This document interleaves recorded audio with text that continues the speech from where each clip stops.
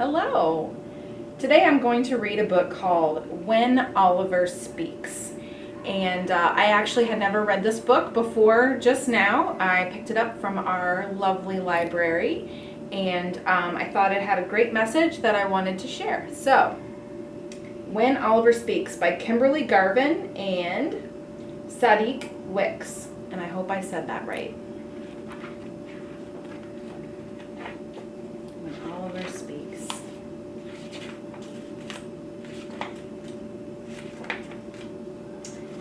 Meet Oliver. Oliver is one of the most amazing kids you'll ever know. Next to you, of course. He's 7 years old, and like many 7-year-olds, he enjoys playing basketball.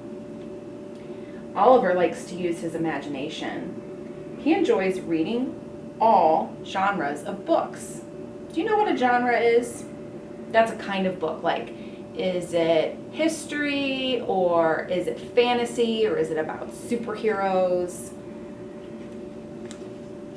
He likes to watch his favorite television show. He even has disagreements with his siblings.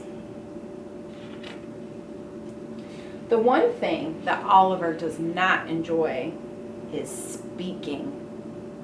Oliver is a person who stutters. Stuttering is a disruption in the production of speech sounds, also called disfluency. This means that when he speaks, very often his words don't come out the way he wants them to. Can you imagine Oliver's anxiety when Mrs. Bakersfield informed the class that tomorrow would be the last day for students to present their All About Me projects? Do you get nervous if you have to speak in front of the class? I know lots of people get nervous about that. So far, Oliver had managed to avoid presenting. Once, he'd gone to the bathroom, just as Mrs. Bakersfield was about to call his name.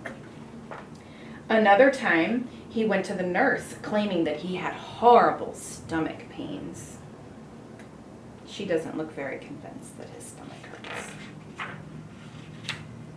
Then there was the time he lucked out because of a fire drill.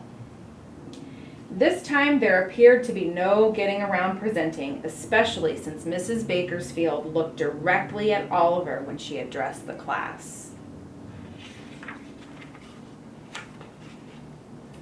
That afternoon he went home and told his mother the dreaded news. Mom, I have something to tell you, Oliver said. You do? His mother asked.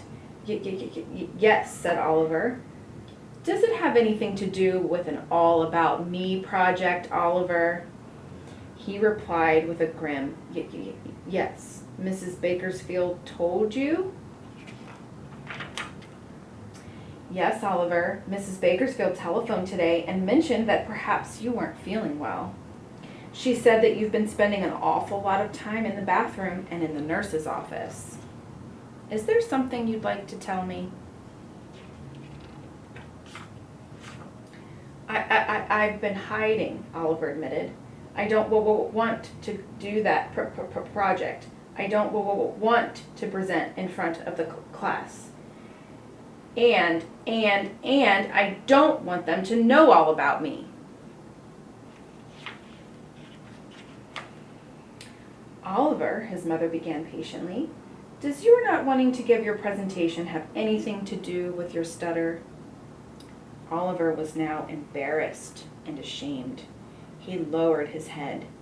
Yes, he whispered. I hate my stutter.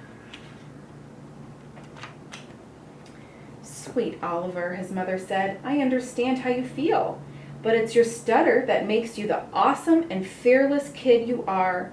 A stutter is nothing to be ashamed of. Your stutter is as much a part of you as your eyes, your ears, your nose, and your heart. Do you hate these parts of yourself? Thinking, Oliver reluctantly responded, No. And why not? His mother pressed. but because without them, wouldn't be able to see, hear, smell, or breathe. Then try to accept your stutter.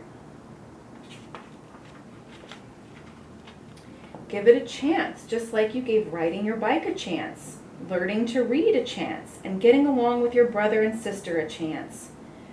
Well, Oliver began, if I can get along with them, I guess I can get along with my stutter.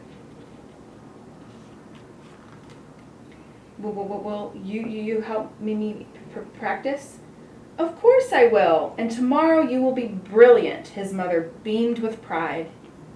The next day, as the rest of the class was settling into their seats, Oliver settled himself. He couldn't help but feel nervous, but he was ready to be brilliant. And when Mrs. Bakersfield called on him, Oliver didn't need to use the bathroom, and he didn't ask to go to the nurse.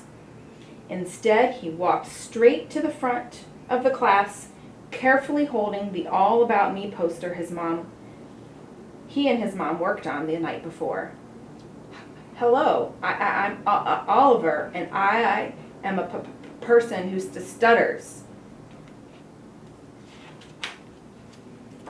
The end. So, Oliver did a wonderful job, even though he felt nervous, which is natural, and he felt ashamed and embarrassed. He took a deep breath, I think, and he practiced, and he felt good about himself. It took bravery, it took kindness towards himself, and it seemed like he ended up being very proud of his stutter because that made him part of who he was. So I hope you enjoyed the book, and I'll see you again.